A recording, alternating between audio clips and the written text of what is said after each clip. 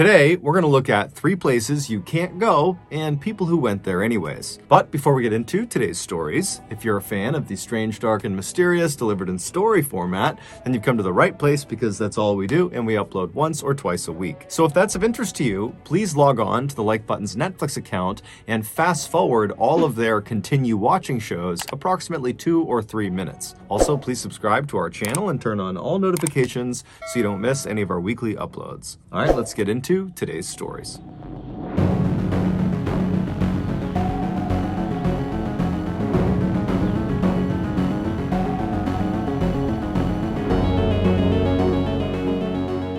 Located on the far northern tip of Maine, right on the border of Canada, lies a small rural town called Van Buren. Van Buren is home to about 2,000 people who, for the most part, have lived in Maine for their entire lives, and they tend to be very rugged and very competent people. But unless you live in Van Buren or know someone in Van Buren or have family out there, there's no reason you would have heard of this particular town. Nothing really happens in this town, at least nothing that makes headlines. However, that would change. In 2019, Van Buren made international headlines because of one man, Ronald Sear. As a young man in the 1950s, Ronald Sear joined the Air Force and fought in the Korean War.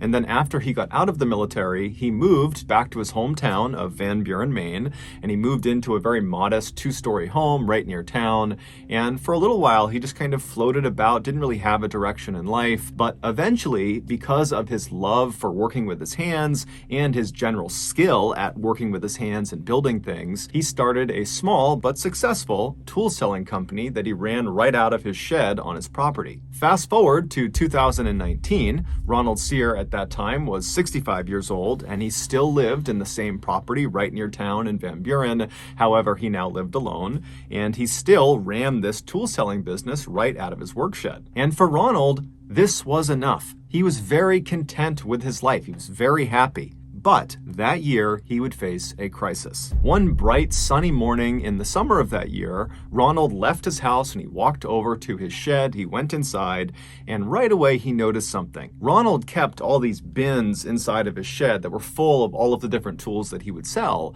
And because he was in there all the time, either literally selling tools or tinkering with whatever it was he was building himself, he was very aware of how full each of these bins were. And anytime they got low, he would order more so he had enough supply to sell. And so he went into his shed this morning and he noticed right away that a couple of the bins appeared to be a little bit lower than he remembered. And right away, Ronald is thinking, did I forget to order supplies to fill these bins up? Did I just forget to do that? But he's thinking to himself, I am meticulous in making sure my inventory is full at all times. I've been doing this for decades. And so it can't be me. Maybe I took the tools and I brought them into my house and I've left them in there, or maybe they're in my truck. And so Ronald, believing there's a totally logical explanation for this, would leave his shed and he would search his property, but he can't find these tools anywhere. And so he began calling his family and his friends to see if, maybe they had come by and borrowed some of these tools, or maybe they knew what had happened to them. But everyone he spoke to said, no, I have no idea. And so by that afternoon, Ronald had found himself back inside of his work shed looking around, thinking to himself, have I been robbed? It was the only logical thing he could think of that would explain this loss. And so Ronald drove to the police station and he spoke to police and he explained what happened. But unfortunately, the police's reaction to what he was telling them was not exactly what he wanted. They basically assumed that, he just had miscounted, that in reality, the tools were either still in the shed and then he just forgot how many were supposed to be in there, or he had just kind of lost them on his property somewhere, that they were bound to turn up. And so the police told him, look, Ronald, go back and search your property. I'm sure they're there. And if you get some proof that someone actually stole from you, then come back to us. And so Ronald was really annoyed by this. He wanted them to take this seriously, but he could tell they just were not going to. And so Ronald drove back to his house. He went inside, he hopped on his computer, and he began researching what other homeowners did to protect themselves from things like theft. And one of the things he came across was setting up tripwires all around the perimeter of your property. Basically, you take these thin wires and you stretch them out very tight, very low to the ground, and you anchor them on each side, and then on the wire tripwire itself, you hang little bells. And so in theory, if an intruder were to walk onto your property, they would most likely not see the tripwires on the ground and they would kick them, and that would cause the bells to ring, thereby alerting the homeowner of their presence. Ronald loved this idea, so he went out and he set up tripwires all around his property. But over the next several days, after these wires were stood up, none of the wires made any sound, and still more tools continued to go missing. This was also in spite of the fact that his shed was locked at night. And so Ronald's thinking to himself, whoever's doing this is clearly watching me and kind of monitoring what I'm doing. They must be aware of the tripwires, and they must be sneaking into the shed, at some time that I have the doors unlocked. I mean, this is a professional thief. And so as Ronald is thinking about this master thief that is targeting him, he has this sudden fear that if he can't stop this person from breaking into his shed and taking his tools, how can he possibly protect himself against this person breaking into his home and stealing things from in there, which included all of his cash and many other valuables? And so Ronald became very fearful and decided the only thing he could do was really beef up his home security system. And so he hopped back online and he began Googling other ways to protect your property. And after discovering a number of really effective techniques, he got to work. He began building all these home defense systems and placing them all around his property. And after all of these kind of DIY security measures were put up, the theft of his tools stopped. And in Ronald's mind, that validated that his defense system had worked. He was effectively preventing theft. But this would not be the end of his troubles. Fast forward to Thanksgiving that year, so November 28th, and the Van Buren police got a very frantic phone call from Ronald. He was totally hysterical, he wasn't really making sense, and the police, they tried to understand what was going on, but all they could get from Ronald was that he was requesting police to come to his residence immediately. And so the police, they hang up and they're thinking, okay, we know Ronald was dealing with a potential thief.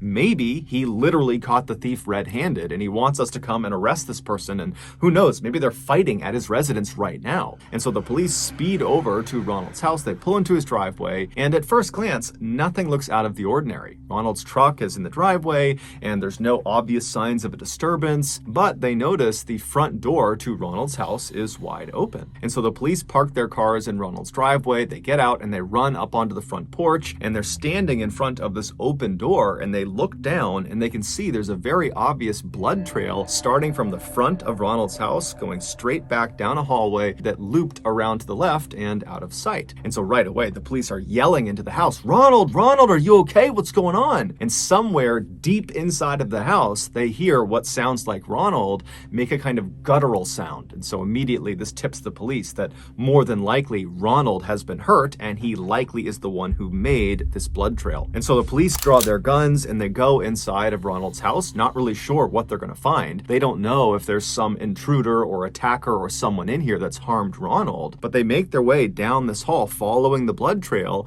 They turn the corner, and then sitting at the end of the blood trail is Ronald. He's sitting down with his back to some cabinets in the kitchen, and he's clutching his midsection. He is covered in blood. He's completely pale. And so right away, the officers call in backup, but then as a security measure, they search the rest of the first floor to make sure there is no other person here. There was no one on the first floor. They went to the second floor. They peeked around up there. They didn't see anyone. So they rushed back down to Ronald, who's still just sitting there, and they begin administering first aid, and they're trying to get him to explain what happened. How did you get hurt? But Ronald is clearly in shock. He's kind of in a daze. He's not making sense. And then by the time the paramedics showed up just a couple of minutes later, Ronald had slipped into unconsciousness. When Ronald was wheeled out of the house, the responding officers and the backup officers, who by now had arrived, decided to search the rest of Ronald's house to see if there was some clue as to what had happened. And so they began searching in the kitchen, looking around, but there wasn't anything that stood out to them. And then they began walking around towards the living room. And when they got into the living room, one of the officers suddenly screamed to everyone inside to stop where they were, stop moving. It would turn out Ronald, as part of his very beefed up home security system, had installed various booby traps all around his property, including inside of his house. And some of these traps were gun booby traps. traps. The officer that had yelled for everyone to stop had spotted one of these traps. He saw a handgun anchored to the ceiling aimed at the front door, and there was a string attached to the trigger that was also then attached to the doorknob of the front door. And so if this trap were live and some person opened the front door, it would activate this trap, causing the gun to shoot them. And so clearly, Ronald had accidentally left this particular booby trap on, and he had accidentally activated it, shooting himself. And so after the officer sees this gun anchored to the ceiling, he tells everyone, and they begin looking up and just looking around to see if there are other traps. And amazingly, there are. In other doorways, just from where they're standing, they can see the barrels of guns pointing down that are obvious booby traps. In their haste to get in there and figure out what was going on, they hadn't noticed all of these guns in the ceiling, and so it was just kind of a miracle that none of the other traps had been set off. Ronald would be rushed to the hospital that night, but he would pass away from his wound. His death would be ruled an accident, and to this day, we don't know if he really was dealing with a professional thief that was stealing his tools, or if it was just a figment of his imagination.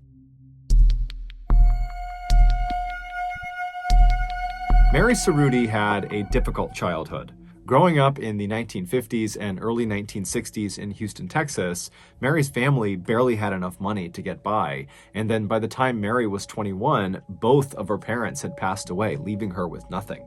After their deaths, Mary kind of bounced around Houston, going from one low-paying job to the next, and then eventually she met a man that she fell madly in love with, and they got married, but unfortunately that marriage would end in divorce. After Mary got over that heartbreak, she would meet another man who she would also fall in love with, and they would get married too, but like her first marriage, this one also ended in divorce. At this point, Mary was so devastated by yet another heartbreak that she just kind of accepted that she was not gonna get married again. She was not gonna have a family of her own. But she didn't let this get her down. Instead, she kind of embraced her life as a loner. Fast forward to 2015, and Mary was 61 years old, and she was still living alone. She lived in a small home in a Houston neighborhood. This neighborhood, over the last several decades, had really begun to grow. Lots of new apartment complexes were being built all the time, and in fact, one of the apartment developers had approached Mary and offered to buy her house so they could build over her land, but she had refused because she loved her house. She did not want to sell it. It didn't matter what they offered her.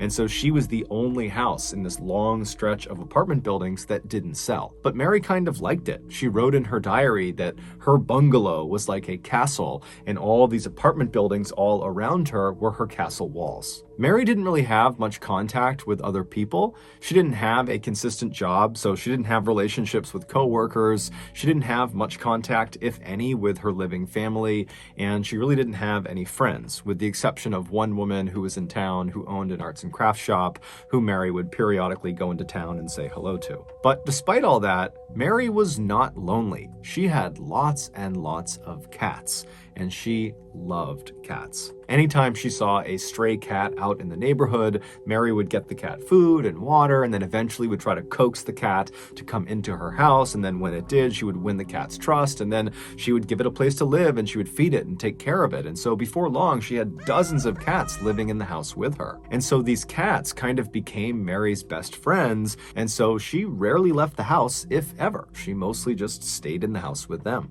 In February of that year, one of Mary's neighbors happened to be walking by her property, and they looked over and they saw a stack of mail had grown on her front porch, indicating that Mary had not opened her door to get her mail. And this neighbor also noticed that while Mary's property did tend to get a little bit overgrown with the trees and the grass, it was exceptionally overgrown, like no one was even trying to take care of it. And so this neighbor was concerned that maybe something had happened to Mary, and so they opened up her fence, they walked across the yard, they went up onto the porch, and they knocked on the front door, but it was silent. And so this neighbor kind of leaned over and looked in the window that was just to the left of the door to see if maybe they could look inside, but there was a curtain drawn across that window, so they couldn't see anything.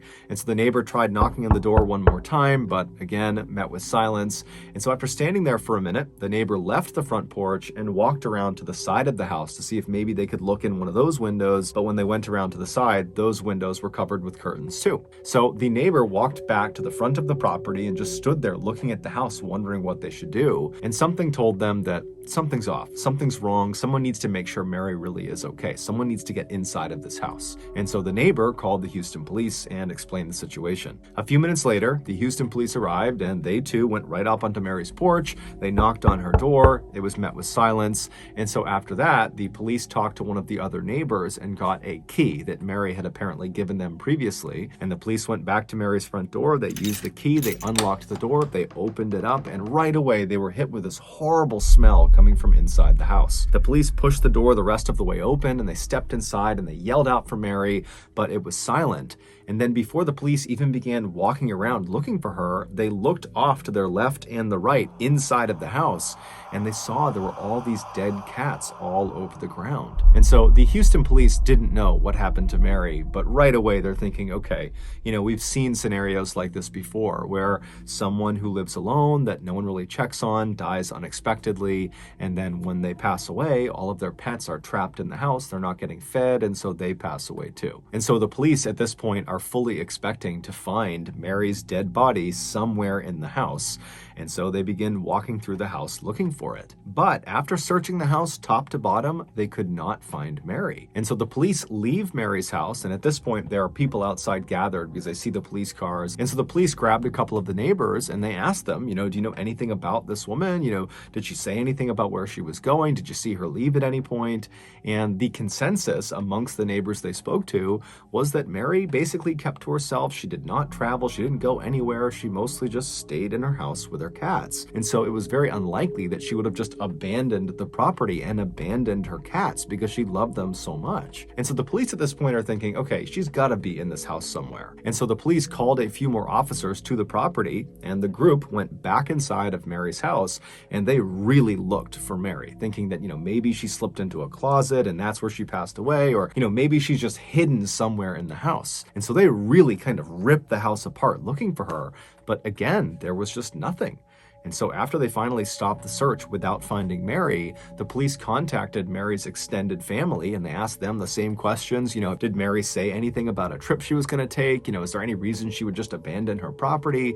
And they all would say, look, we don't talk to Mary. We don't know where she went. We have no idea. And so for a little while, the Houston police continued to search for Mary in and around Houston. But eventually, after finding nothing, the search kind of stopped, and they reached out to Mary's family and said, if you hear anything else about what happened to Mary, please let us know. Several months later, Mary's house went into foreclosure because no one was making the payments anymore, and the bank put her house up for auction. And a real estate entrepreneur in Houston bought the house up quickly, and after cleaning it out, he put it on the market to be rented out. And for the next couple of years, several tenants lived in Mary's old house, none of them staying for very long. Then in March of 2017, when the property was vacant, this young couple reached out to the landlord and said they were looking to rent, and they were hoping to potentially stay in this property for 2 or 3 years. The landlord was thrilled, and he sent over a lease for them to sign. And then once the couple had signed the lease and the property was theirs, the husband decided to just go over on his own and walk around the property and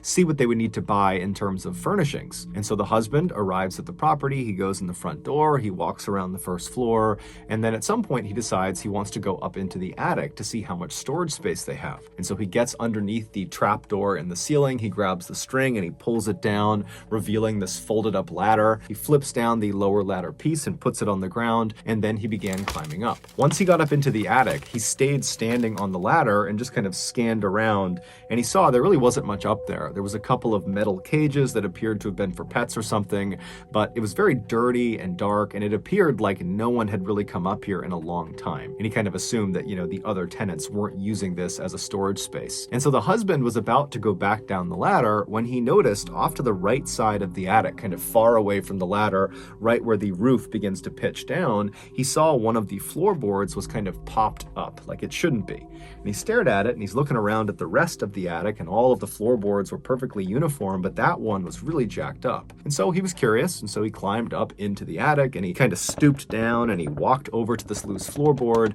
and when he was standing over it, he could tell that this floorboard had kind of popped off of this hole in the ground, that the floorboard had been covering this hole. But the hole was dark, and so he pulled out his phone and he turned on his flashlight and he looked straight down and he aimed the light into this hole. Now, this hole was basically just a gap between two of the walls on the first floor. And so he's shining his light down into this gap, and he sees at the bottom the remains of the woman the Houston police have been looking for the past 2 years. Mary Cerruti. While no one knows for sure exactly what happened to her, it's believed back in early 2015 when she went missing, she had gone up into the attic where perhaps her cats liked to sunbathe off to the side of the attic because there was a big window that looked into the attic. And so she went up there to maybe feed the cats or check on the cats that were up there. And when she walked over to that side of the attic where the window looked in, she stepped on that loose floorboard and it gave out from her weight and she kind of fell through it like a trap door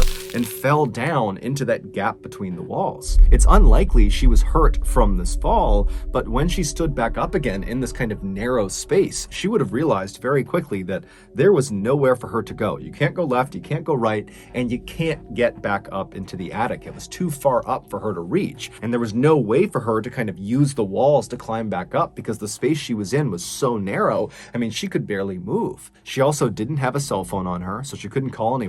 If she screamed out, no one would have heard her because she was behind several walls of insulation. And because no one ever checked on her, there was no one that was just going to find her trapped in the wall. She was totally on her own. And so trapped in this little space, Mary spent probably a couple of days screaming and trying to get her way out, but nothing worked. And then eventually she passed away. And then unfortunately, all of her cats did too. Her death was ruled an accident.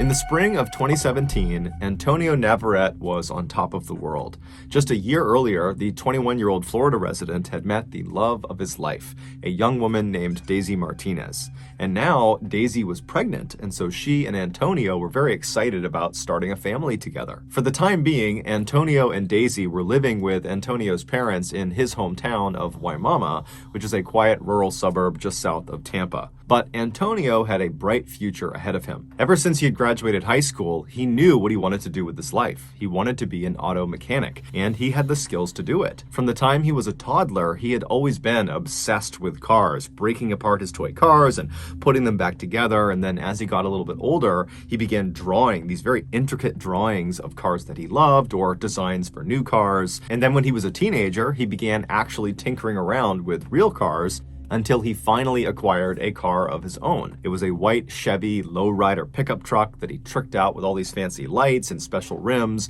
and this huge sound system that took up most of his back seat. It was thanks in part to this truck, which he nicknamed Casper, that Antonio, who was too shy to be much of a ladies' man, met up with Daisy in the first place. Antonio had driven Casper to a local car meetup for other car enthusiasts, where you could basically park your vehicle and you could walk around and see what other people did to upgrade or enhance their vehicles. And so while Antonio was there, he was walking around when he saw on the far side of this meetup, there was this unbelievably beautiful young woman, and he found himself just staring at her. He couldn't help it. And this young woman, who was Daisy, she eventually would look up and she would smile at him, and the rest, as they say, was history. 6 months later, not long after Daisy had moved in with Antonio at his parents' house, and the couple had announced to their delighted families that they were going to have a baby, Antonio got yet another good piece of news. He'd landed a good job with a company that did maintenance work for Tampa Electric Company's Big Bend power plant, which was located in Apollo, Florida, which was about 10 miles to the east of Antonio's parents' home. Now, this was not Antonio's dream job. He still very much wanted to eventually become an auto mechanic, but this job paid $12 an hour, nearly double what he was used to making. And so with this job, he and Daisy would finally be able to raise enough money to get a place of their own, hopefully before the baby arrived that fall. Also, Antonio had been told by other people who worked at this company that this was actually a really easy job, that pretty much you just rolled around on golf carts all day picking up trash. It was perfect. A few weeks later, on June 24th, Antonio found himself driving in his truck to the Big Bend power plant for his first day on the job. As he drove, he would have glanced over at the picture of Daisy he had taped to his dashboard dashboard.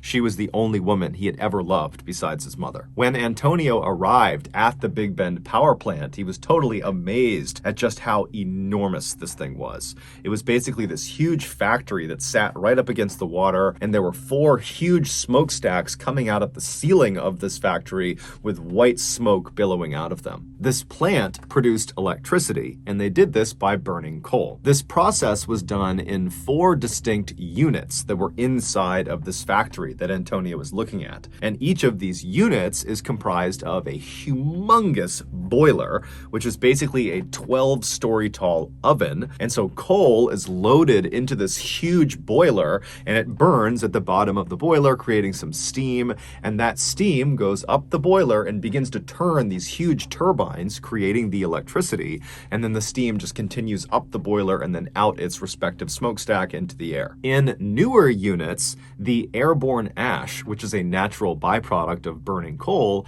is captured inside of the boiler. But at Big Bend, 3 of their 4 units were built in the 1970s, so they were older models, and they did not capture the airborne ash inside the boilers. Instead, the ash would get heated up so much that it would melt and turn into a substance called slag, which basically is molten lava, like the stuff that comes out of volcanoes. That's what slag is. And so as this slag kind of builds up inside of the boiler, it would go through this man-sized hole at the very bottom of the boiler, and right below that hole is this 30-foot tall water tank called a cooling tank, and this red-hot slag, it basically dumps down into that water, which cools it off, turning it into these kind of glassy rocks. And then they settle at the bottom of this 30-foot cooling tank, and at the bottom of the cooling tank is this grinding mechanism that pulls these hardened, cooled off little boulders of slag into it, and it crushes them up and spits them out on the other side as little tiny bits of slag chips. And then these chips get sold for use in everything from sandpaper to roofing shingles. So after Antonio had spent several minutes just admiring this gargantuan building he would be working in,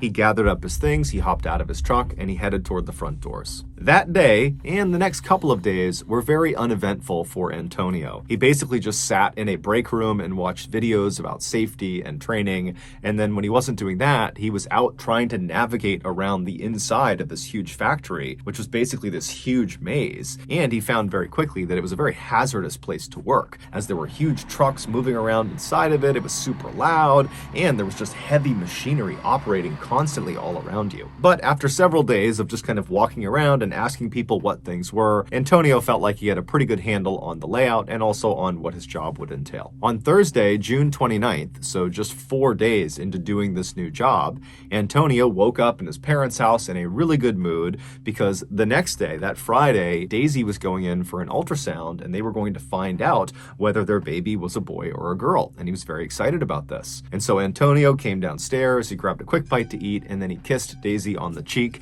and he headed outside into his truck and began the commute to work. A few hours later, Antonio's mother was in the grocery store when she pulled her phone out of her purse, and she noticed Antonio had called her and she missed it, but he had left a voicemail. And so she played the voicemail and then put the phone to her ear. And what she heard was quite possibly the most traumatic thing a mother could ever hear from their child. After leaving the house that morning, Antonio drove all the way to work, no problem. He parked in the lot, he went inside the building, and initially the day was like any other day. He just kind of drove around the facility and picked up trash, and that was it. But just a couple of hours into his shift, 2 fairly significant issues arose simultaneously inside of Unit 2. In the boiler, the slag that was building up had somehow created a sort of plug over that man-sized hole where the slag was supposed to dump into the water chamber.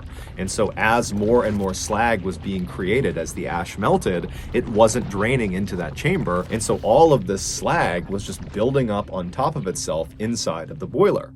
And then in the water chamber, completely unconnected from the issue in the boiler, the slag that had fallen into the water chamber, that had cooled and settled at the bottom, it had landed in such a way that it actually blocked the grinding mechanism. And so none of the cooled slag boulders and rocks were being ground up and expelled out the other side. And so they needed to fix these 2 issues quickly, otherwise Unit 2 would become basically ineffective. Now, the safe way to fix these 2 blockages would be to start by turning off Unit 2's boiler. And then once it was off, you could drop dynamite into the boiler itself and break up the blockage over the man-sized hole, and you could send a team into the water chamber after you drained it to chip away and move the blockage over the grinding mechanism. However, turning a boiler off at a power plant is extremely expensive. And so the Tampa Electric Company decided, you know what, let's just have them fix these blockages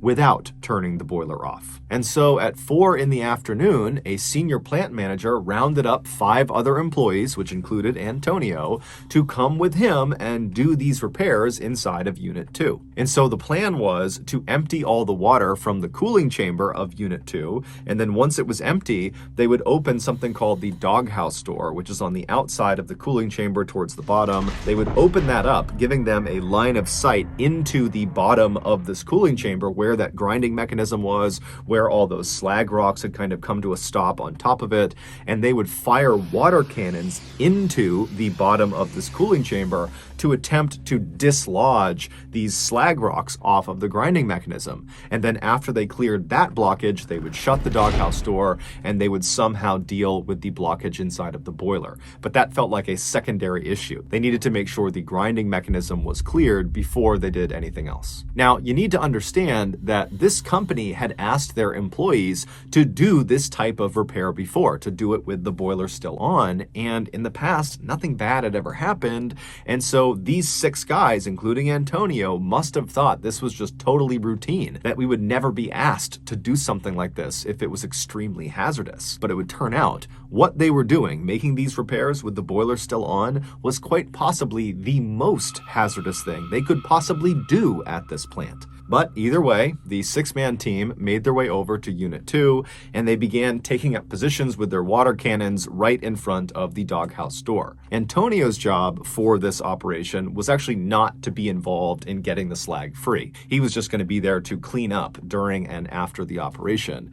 And so he stood kind of in front of the doghouse door, but maybe 10 or 15 feet back, just kind of standing back, watching the other guys do their jobs. Now, you need to understand the scale of the machinery in front of Antonio and these other men. You have the water chamber, which is 30 feet tall, and then above the water chamber is the 12-story tall boiler that is still on. So there's coal actively burning inside of it. There's red hot slag, so like lava, just kind of tumbling around inside of it. And the steam inside of this boiler is well over 1,000 degrees Fahrenheit. And so they are dwarfed by this totally dangerous piece of machinery. But eventually, their operation begins. The senior plant manager has the water chamber drained, and then after it's empty, they open the doghouse door, and Antonio watched as the other 5 men took turns with their water cannons, firing them through this door at the big slag rocks that are sitting on top of the grinding mechanism.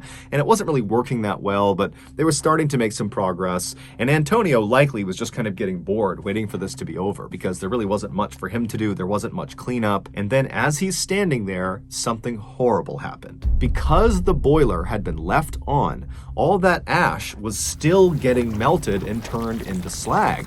And the slag was not being drained because that plug had formed over the man-sized hole in the boiler. And so you have all this slag that's building up. It's getting heavier and heavier and heavier.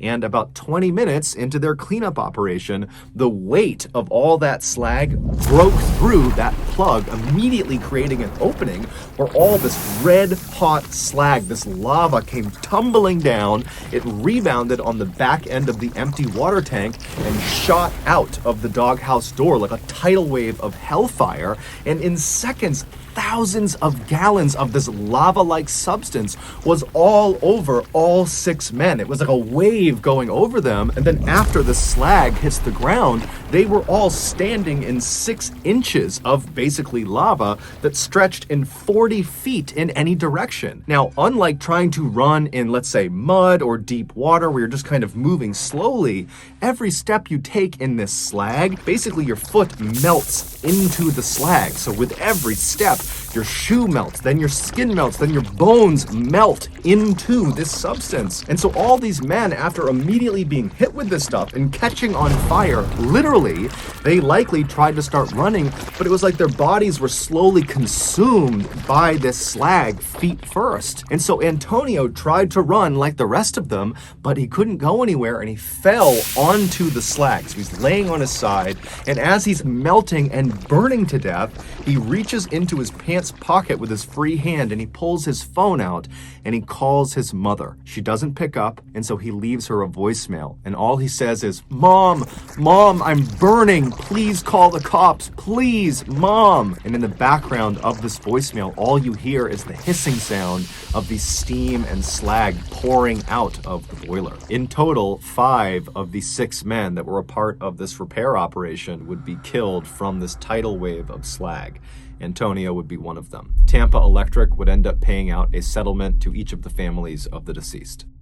So that's going to do it, guys. If you got something out of today's episode and you haven't done this already, please log on to the Like Button's Netflix account and fast forward all of their continue watching shows approximately 2 or 3 minutes. Also, please subscribe to our channel and turn on all notifications so you don't miss any of our weekly 1 or 2 video uploads. We now have a podcast that puts out brand new, never before heard stories every Monday morning. We also put out a remastered version of the audio from a popular YouTube video on Thursday mornings. And so that podcast is just called the MrBallen Podcast. You can find it on Spotify, Apple, Amazon, Google, anywhere you get your podcasts, you can find it there. If you want to get in touch with me, you can send me a direct message on any major social media platform. My username on all of them is just MrBallen, and I do check the majority of my DMs. We have 2 additional YouTube channels. One is called MrBallen Shorts, and we post short random videos and lost episodes.